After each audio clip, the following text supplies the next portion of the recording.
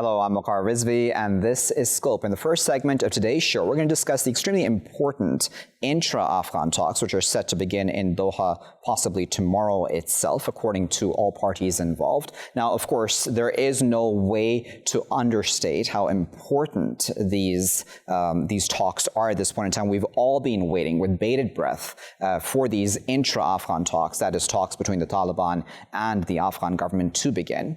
And nevertheless, in the midst of all this, we've had the Pakistani foreign minister, for example, speaking at the SCO meeting in Moscow, talking about the possibility of those who would like to spoil these sorts of talks and spoil the peace process, talking specifically, of course, about India. Now, he's not the only one, mind you, who has spoken about that, and Pakistan's not the only party that has warned about that. But in fact, even the Afghan political leader, Gulbuddin Hekmatyar, has said that India is in fact supporting the Afghan government in seeking to sabotage the Afghan peace process. Now, as it makes sense, of course, for all of us, all regional countries seemingly would want peace in Afghanistan because there has been such, instability there for so long. And that, of course, is to the detriment of everybody in this region. In fact, the entire world, really. We would want peace in Afghanistan for the Afghan people's sake themselves and, of course, for all of our sakes, to have peace on our borders and in our region. So why exactly, if India is seeking to sabotage this process, is it doing so at this time?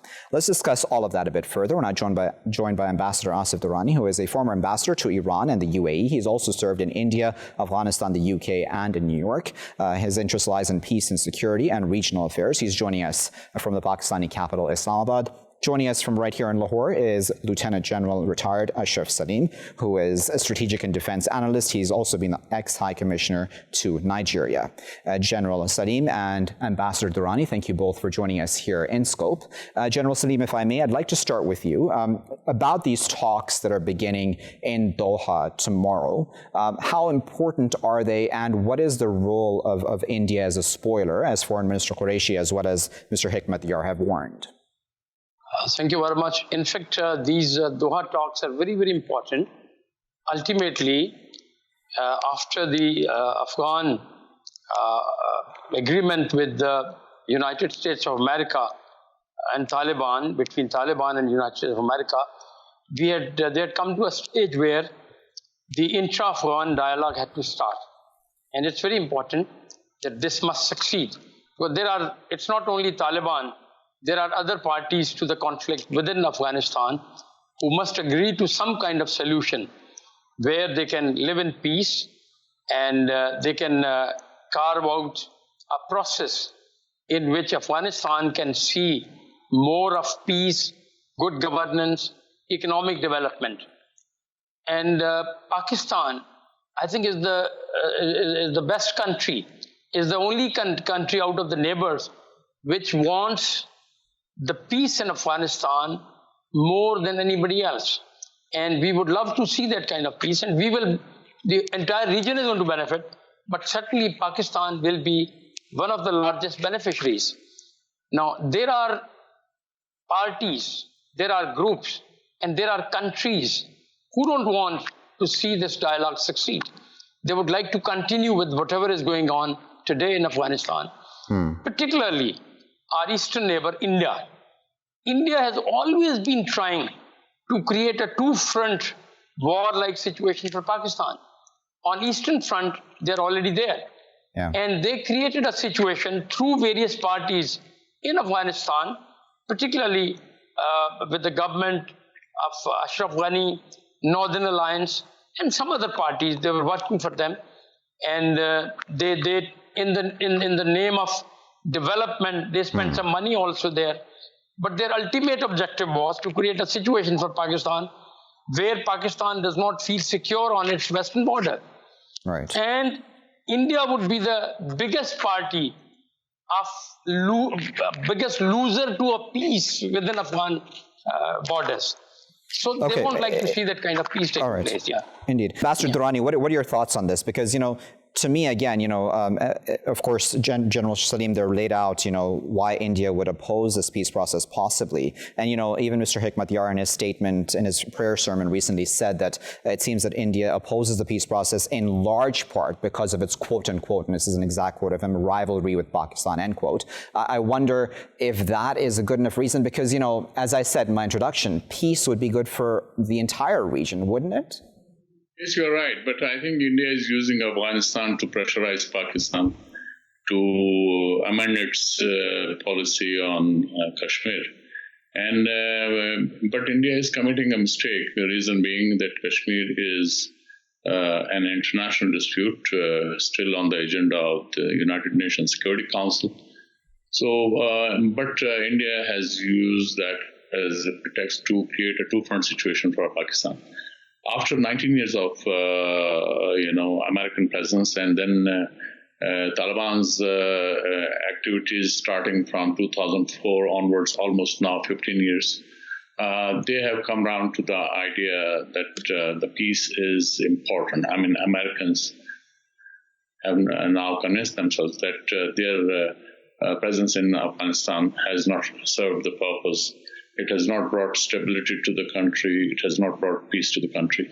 So if that is the situation, India did take advantage because from the very beginning, the erstwhile Northern Alliance, India was very much in league with them.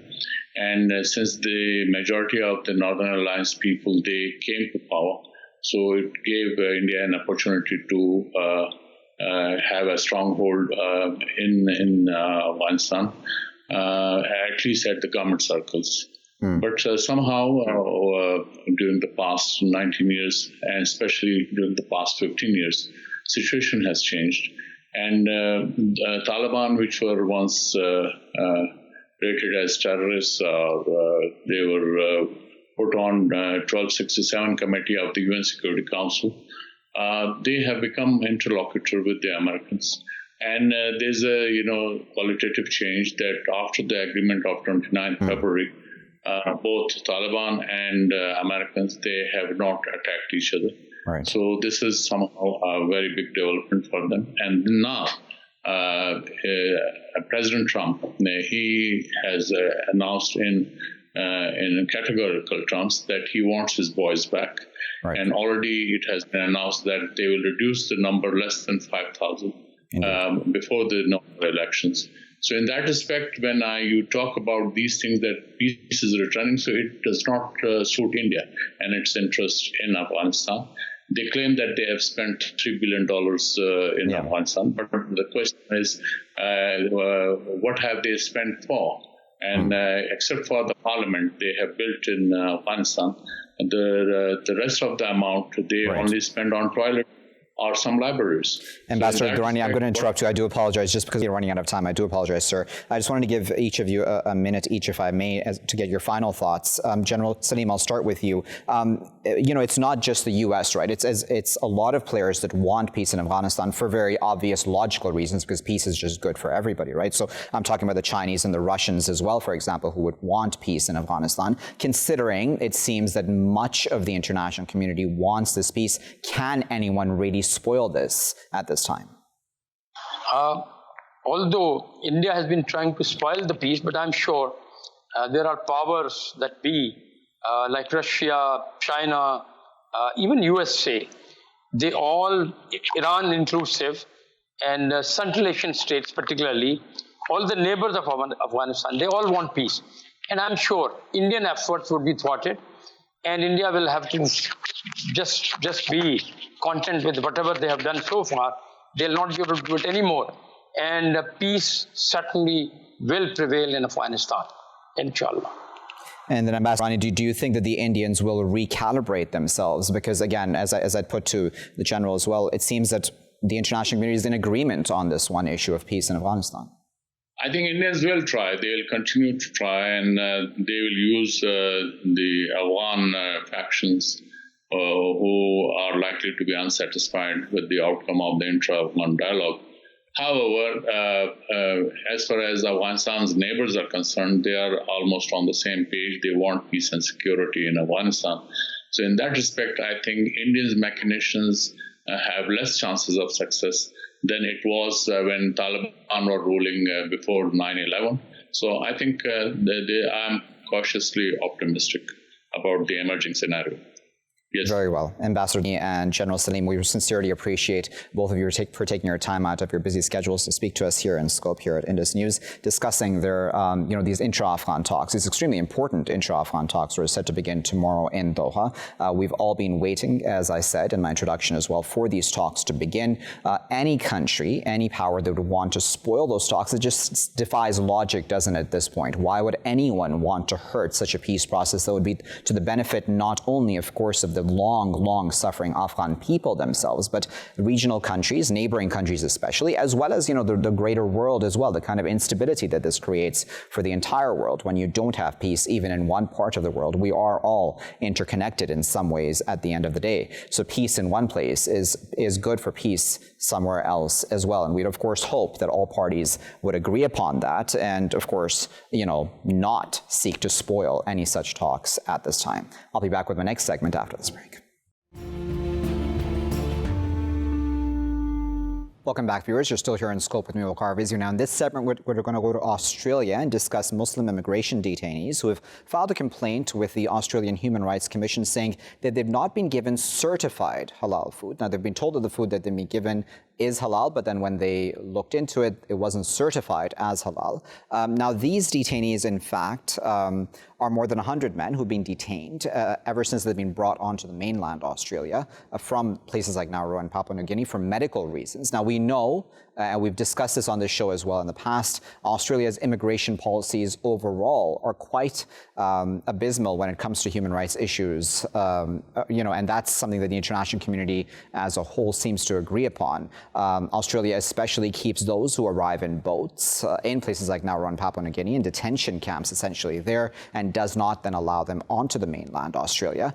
These men were able to come on again, as I said, because of medical reasons, but they were not given halal food for the past 12 months at least. One of the quotes that's come out of the people who have responded to this, and I'm going to read it out exactly because it's a really good description of this, is that we are doing enough injustice to them by locking them up without a crime for such a long period of time. And if we can't even provide for them, meet their dietary requirements, it's a really horrible form of mental torture, end quote. Let me now discuss this with an expert who is joining us this evening from Melbourne. We're joined by Dr. Shakira Hussein, who is a research fellow at the Asia Institute at the University of Melbourne. She's also the author of From Victims to Suspects, Muslim Women Since 9/11. Shakira, thank you for your time this evening. What are your thoughts about these detainees, their complaint, and the fact that, they couldn't even get certified halal food? I mean, that seems like a fairly basic thing to get wrong. As you mentioned, Australia has a very long and very abysmal history of mistreatment of asylum seekers.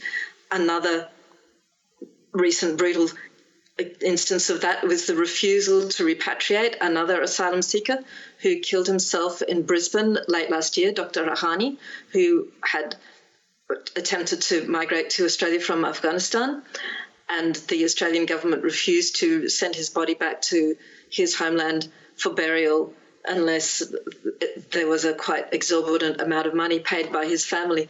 And now this refusal to supply asylum seekers with food, which they regard as religiously acceptable, has led to many men losing, mostly men in detention, losing serious amounts of weight, who are already in very poor physical and mental health, and now not even getting sufficient nutrition.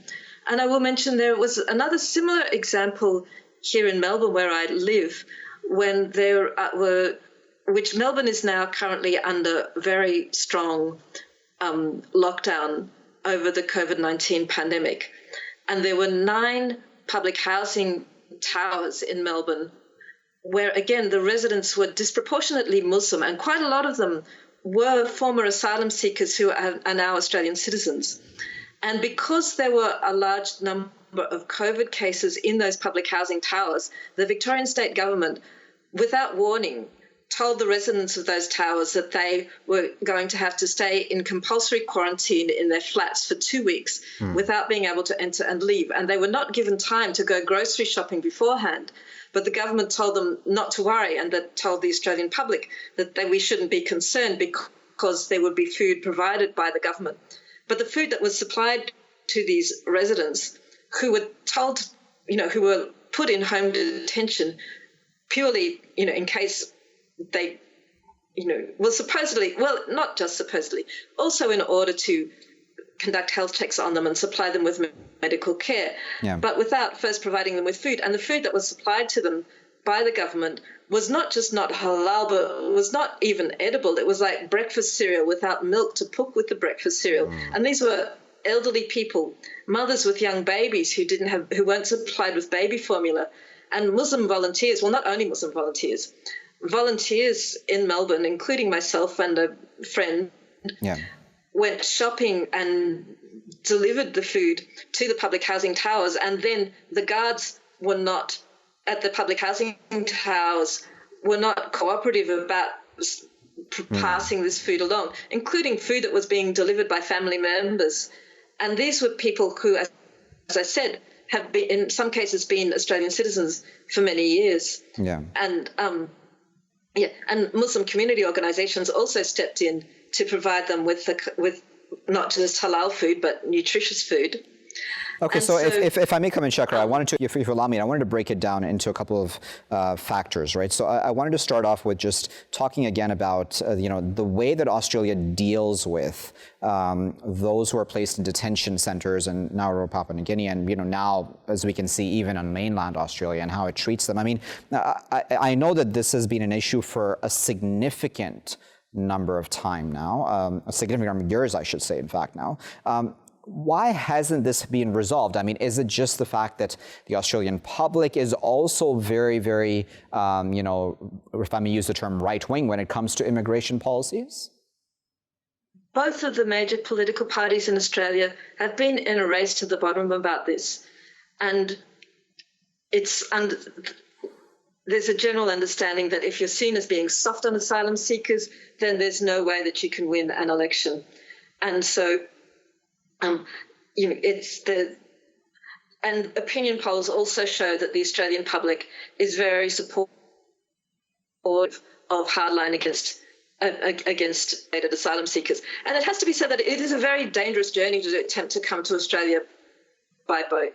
And so the Australian government and, whichever party's in power also says, well, we have to have these rules for people's own benefit, because if they attempt to come here by boat, and there have been significant numbers of very tragic cases of, large numbers and families, women, children being drowned on this very dangerous journey.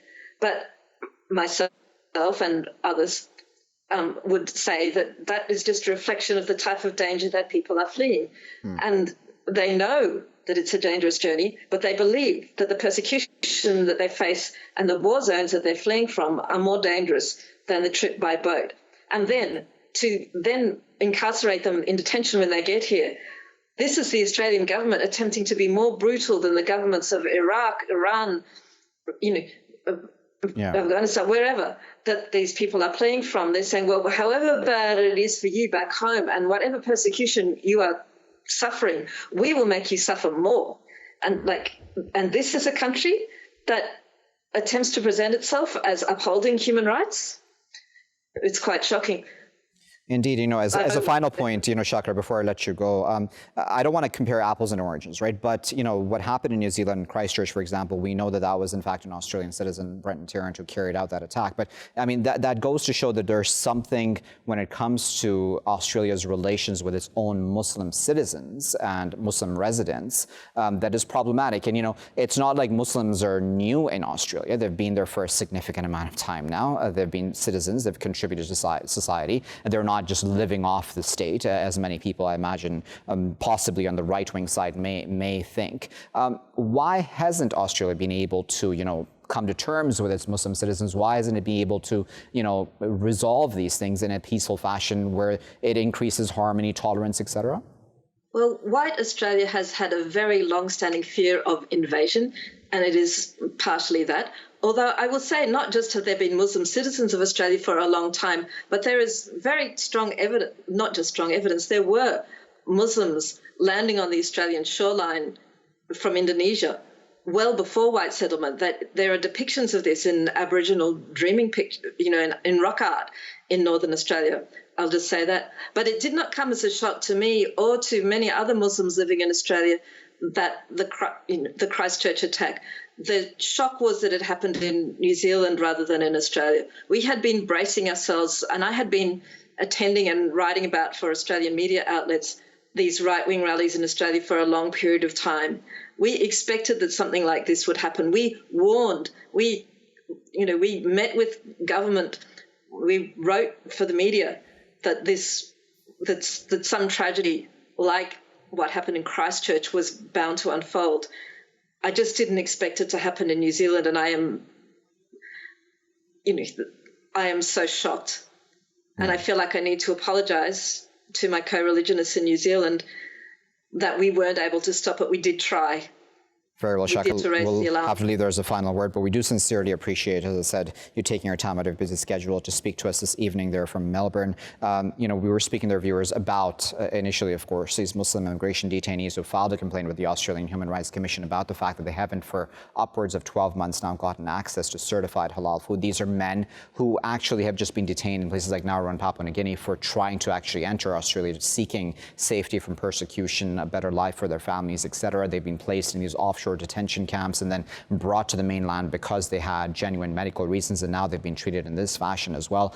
As Shakira there said, a modern country, a first world country, quote unquote, like Australia, why would it treat people who are seeking safety from persecution in this fashion and not even meet the most basic dietary requirements that they may have? And why is there this sort of Islamophobia that is allowed to fester within Australian society at this time? Again, I'm not trying to stain or brush every Australian in this fashion, but nevertheless, there is this very loud minority who is Islamophobic, and why is that even allowed to occur? I mean, if we are to have a religious or harmonious society, a tolerant society in Australia, why can't we have more respect for Muslims, as well as, of course, people of all minorities, ethnicities, faiths, etc. in that country? I'll be back with the next segment after this break.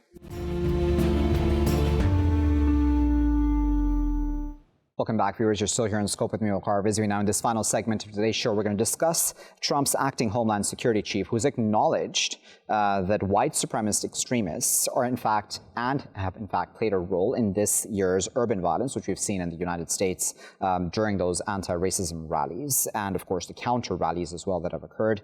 This is a significant revision of the administration's seemingly official stance, at least from the president's side, about the descriptions of the motivations of rioters, quote unquote. Now, white supremacists also, according to the Department of Homeland Security, will remain, quote unquote, a persistent and lethal threat in the United States through to 2021.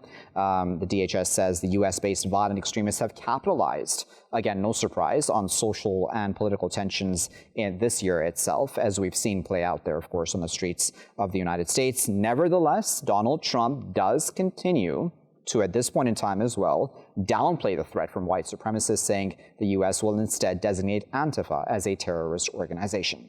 Let's discuss all of that a bit further. And I'm joined from Detroit, Michigan by Saeed Khan, who's a senior lecturer in Near East and Asian Studies and Global Studies at Wayne State University. We're joined this morning from Washington, D.C. by Dr. Rashawn, who is a Rubenstein Fellow at Brookings Institution, and also by Shahed Amanullah, who is a former senior advisor at the U.S. Department of State. Shahed, Rashawn, and Saeed, thank you to all three of you for your time this morning. Rashawn, let me start with you. It's an important admission, isn't it, to acknowledge at least the role that white supremacists have played in the kinds of violence that we've seen play out? Yes, most definitely. I mean, it has to be acknowledged.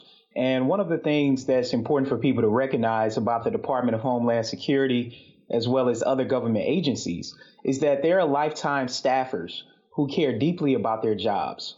Many of them, regardless if they have political leanings, they want the correct information to get out. They're evidence-based. And it's very clear from this report, as well as others more recently, that white nationalism and domestic terrorism is on the rise, and that white supremacy continues to be the largest domestic threat to American democracy and our pursuit toward racial equality. Yeah, Saeed, I always go back to those initial images, right, of that store's windows being shattered, and it came out that was some sort of a white supremacist who had done that, but nevertheless, all that violence at that time too was blamed on BLM protesters. The narrative is just so against BLM, right, in some quarters that it's easy to forget that this violence in many places has actually been begun by the counter protesters, hasn't it? It has, and I think it's important to recognize, Waqar, that this is part of what seems to be actually a systematic campaign of denial and almost complicity by particularly the Trump administration. And then also we find an arc of about at least a decade where we have seen reports about the threat of white supremacy in the United States by government officials, reports going all the way back to 2009 being opposed by right-wing media, by right-wing politicians are arguing that this is sensationalism, that this is a way to tarnish people on the right of the political spectrum. But what we are now finding is that not only has it been true, but in fact, it seems as though with the proclamations by President Trump after Charlottesville, Virginia, by trying to create moral equivalencies between those on the right committing violence and those who were peaceful protesters saying both sides have nice people, we then are facing this climate whereby not only has white supremacy been allowed to have its space, particularly as it has been gestating over the last decade in particular, but it seems as though there has been some kind of complicity to allow it to fester. Mm. Yeah, Shahed, I wonder, through this kind of violence that we've seen, right, and of course, I imagine none of us would justify violence of any sort, but it distracts from the main issues, right, which are being protested, and I guess in some ways that's a convenient deflection, isn't it? Oh, well, of course. I mean, everything that you're hearing now in terms of admissions were true over 10 years ago. I mean, it really started when Barack Obama was elected president, and it really unleashed a wave of kind of white supremacist violent words, if not actions. And if you'd spoken to the same people, Rashawn brought up a really good point about how the people who are on the ground, who are committed to keeping this country safe, knew a long time ago that white supremacist violence was really the key danger.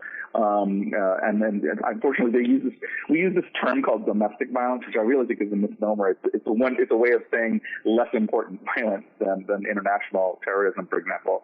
But we knew this. We knew this 10 years ago. I've spoken to people who, even back in those days that freely admitted it. But the thing is you go up the political ladder and people have a vested interest in putting a lid on this. What you're seeing in this report today is that they cannot put a lid on it anymore. It is actually metastasized to the point where it's impossible to ignore. And emerging now, it's not. It's actually been boiling over for a while. Hmm. Rashawn, I would think the challenge is, and you can correct me if I'm wrong, on how to exactly have a balanced view on this, in the sense that, I've seen on more right-wing sites that there's talk of how white people, and I don't want to misquote this, but I'm paraphrasing this certainly, that white people are under attack in some ways, that that everyone's seeking an apology from all white people for what the few have done amongst them as well towards, be it BLM protesters or others. That sort of narrative, that sort of, because, the victimhood sort of mentality on that side as well is problematic, isn't it? Most definitely. I mean, look, when equity is being pursued, the only people who feel as though that equity is a problem are those people who have been privileged by the inequalities that have been in place. And part of the other thing we have to realize is that when people attack racism, when people say that racism is something that should go away, that racism is so baked into the fabric and founding of the United States of America that some people think that you are protesting America. Interestingly, the National Football League had its first game, and what we've seen were players from the Kansas City Chiefs and the Houston Texans coming together in unison and the fans who were there in person started booing that unified act against racial injustice. These are the sort of things that we're talking about. But what's clear, though, is we have to look broadly at public attitudes. There have been huge shifts in public attitudes, particularly among white people, who are viewing racial discrimination as something that we need to tackle and address.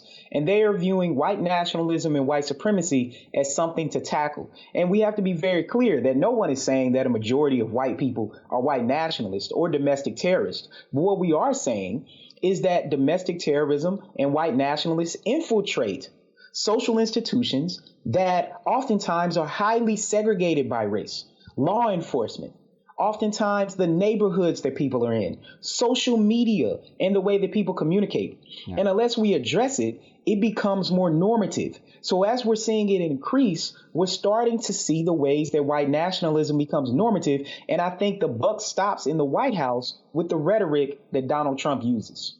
And, Saeed, this has global ramifications too, right? I mean, we certainly have within Europe, white nationalism of its own flavor and sort. But what happens in the U.S. reverberates around the world, right? Because the country just has that sort of influence through its media, movies, etc., and political analysts, all of the above. How dangerous is that? I mean, do you think that there's an appreciation of that sitting in the U.S., that this actually, has effects around the world? I mean, just over the border in Canada, we've had, Proud Boys and a whole bunch of other such groups as well. And all of the above have been influenced big time by what's happened in the U.S. I mean, that is in and of itself quite detrimental to the world too, isn't it? Well, absolutely. I mean, when the United States is perceived to be the bastion of the rule of law, and when the rule of law is being perverted by various sectors which seem to legitimize then the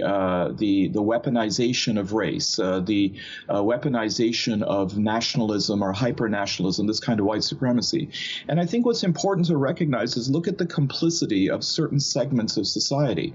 For example, in India, what we see there with the kind of religious chauvinism, with the extremism, we see that it is not just government policy, it is not just government rhetoric, but complicity by the media, which then goes ahead and triggers the public. And so we find this really fascinating complicity between the state and civil society acting together. And usually in the case of a place like India or throughout the European Union, the UK, Canada, and certainly here in the United States, it's important to recognize that the victimization of whites is not of all whites. It, generally speaking, is people who are economically more marginalized, people who are educationally more marginalized, and the people who are actually working to suppress them are not minorities, but richer, better educated whites. And so we see that class is a major component in taking a look around the world at how then this weaponization is occurring and really who then are the targets of this kind of effort. Yes, Shahed, I wonder thoughts are on the global impact of this, right? Because in the U.S., the message has been, again, paraphrasing, take America back, make America great again, along those lines. And that message sort of actually has clicked in many people's minds around the world, right? So even in places like Australia and in Europe, certainly, with the migrant crisis, there are reasons why certain countries don't want to take in any asylum seekers there because, again, they feel that their way of life, quote unquote, would be under attack. So this is a message that sort of, many people around the world agree with, and that is also troubling, isn't it? Well, yes, and as a matter of fact, you said the word message, and I think what happened in the last 10 years that has really accelerated all this, and it's social media and the messages that are contained within that. The last 10 years, with the advent of social media, we've seen white supremacy turn into a transnational movement, and all the same voices that warned us about violent Islamist terrorism being a transnational threat, they refuse to apply those same standards to what is clearly a transnational threat, where these people are reinforcing each other, they're borrowing tactics, they're referencing each other, they're claiming they're part of the same movement, and once that happens, you can't contain it anymore and just saying it's a bunch of isolated outbreaks. It's not. It's a global phenomenon. I mean, it always has been a global phenomenon, but now it's a globally coordinated phenomenon. And unless it's addressed at that level, we're just going to keep seeing a downplaying of this. amused at how the president wants to make Antifa, for example, a terrorist organization when in fact it is not an organization, and at most has maybe 10 or 15 adherents in each major city in America. When you have, over 100 armed militias in this country, many of which have been infiltrated by white supremacist ideology, you can't even compare the two. And I think most reasonable people, even within the DHS, wouldn't dare to do that. And so, Rashawn, we're in a sense, we're in this situation where this is being allowed to fester, not just within the U.S., but around the world, right? And as Shahed there said, this is coordinated in many ways, right? They work off of each other. So what happened in Christchurch, for example, in New Zealand, other such white supremacists around the world have used that, in fact, in their manifestos as inspiration, or what had happened in Norway a number of years ago with Anders Breivik and what he had done there. Again, so they're working off of each other, and it doesn't seem that we have, the U.S. is certainly not taking the lead, or anyone is not really taking the lead on resolving this, tackling this issue? Well, the bottom line is this. In the United States, about 75% of domestic terrorist acts are committed by right-wing extremists, and about 75% of them are being committed by white nationalists and white supremacists. And the buck stops in the White House when the President of the United States uses rhetoric that inflames these types of divisive acts. We see what happened in Kenosha, where a 17-year-old takes a gun and goes into a city and shoots and kills people.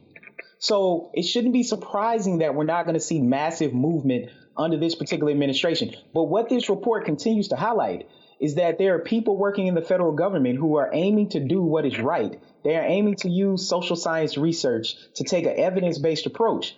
And if people in the United States and around the world want to see changes, then November is an opportunity to do that. And I think if Joe Biden gets elected, we'll start to see massive changes in the ways that the Department of Justice, as well as the Department of Homeland Security, approaches these incidents. I don't want to sound too pessimistic, Saeed, but do you think in some ways that Biden, if he were to hypothetically be elected at the end of this year, would have a very hard time rolling this back, right? So it almost seems, at least from the outside end, that we've opened a Pandora's box of sorts, and it would be very hard to then expect all of the above to put those sort of sentiments and narratives back into the box? Well, there's two elements to that, Waqar. One is that, look, hate is very profitable. And so we find that industries are now starting to emerge that, of course, help exploit these kinds of divisions. We see that again with various media outlets here in the United States, and we see that being replicated and emulated elsewhere in the world. The other troubling aspect of this is that, unfortunately, even the Biden campaign has learned from, shall we call them, past mistakes. When Hillary Clinton was running for president in 2016, she referred to many of the people who shared these sentiments as the deplorables. They took this as a badge of honor, and of course they used that against her, irrespective of what other redeeming elements she had within her campaign. I have yet to find any opposition party across the world, whether it's in India or whether it's in the UK or the EU or even the Biden campaign, that is speaking very vocally to condemn the kind of bigotry, the kind of rise in white supremacy. So I agree with you that this is going to be a real challenge, not only by rhetoric, but also by implementing policy. And Shahed, I'll give you the word on that. Same question to you, essentially. Do you think that there is a way of rolling this back? Because as Rashawn there said, certainly, of course, there must be people within the establishment who see that this is a troubling trend and don't want their country to go in this direction. I imagine that goes for any country around the world that is going through that sort of situation. But is it as simple as wanting to roll this back? Is it as simple as Biden, for example, coming into office and then saying, okay, we need to deal with this? How would he deal with this? Because this was still happening under Obama too, wasn't it? Well, I'd have to agree with my colleague Saeed. When Obama was elected, it actually accelerated a lot of this movement, and I think Biden being elected will really do the same thing. It just changed shape, and at the very least, this movement will not have legitimacy and permission from the top anymore. It just means the fight starts again. Now, I don't want to leave on a totally negative note. What has happened in the last year in terms of white Americans in huge masses taking this on as their cause and joining people in the street, that gives me hope. When I looked at the streets and I saw the diversity of people out there taking this seriously, it wasn't just one segment of society. That's where I'm finding hope, and that's why I think that eventually we will prevail. Very well. We'll leave there as that positive note. We appreciate Shahed, Rashawn, and Saeed for their time this morning, speaking to us from Detroit and Washington, D.C., respectively, sharing their thoughts with us about white supremacy within the United States. We've spoken about this topic, of course, a number of times on my show, but it's important to have the acting Homeland Security Chief acknowledge that white supremacists have played a role in the sort of violence we've seen play out on the streets during these anti-racism protests, as well as the counter-protests, more importantly, as well. To be able to resolve the issue, we need to acknowledge that there is an issue to begin with. That's something that Donald Trump seemingly is not willing to do, because his base seemingly, and again, I don't want to broad brush everybody who supports Donald Trump, would possibly in some ways not agree with that narrative of saying that white supremacists are a problem in the United States or possibly anywhere else in the world. Nevertheless, it is a problem, and it's a significant enough problem, as Rashawn there laid out with the statistics. The majority of terror cases within the United States are, in fact, by white supremacists, and that needs to be dealt with. That does not at the same time mean, as Shahed there said, that all whites have to be, blamed for all violence. I mean, again, that's something that we've been at the receiving end of as Muslims, and we understand that that's an unfair accusation. It's not like that. A lot of the whites, as Shahed there said, also coming out on the streets and protesting side by side with other minorities against the sort of prejudice and bias and racism that they have suffered. And again, that does give hope for the future, but it may very well be a long-fought battle before we reach a more harmonious society there in the United States and around the world. I'll leave it there for now. I've been Waqar Rizvi. Thanks for watching.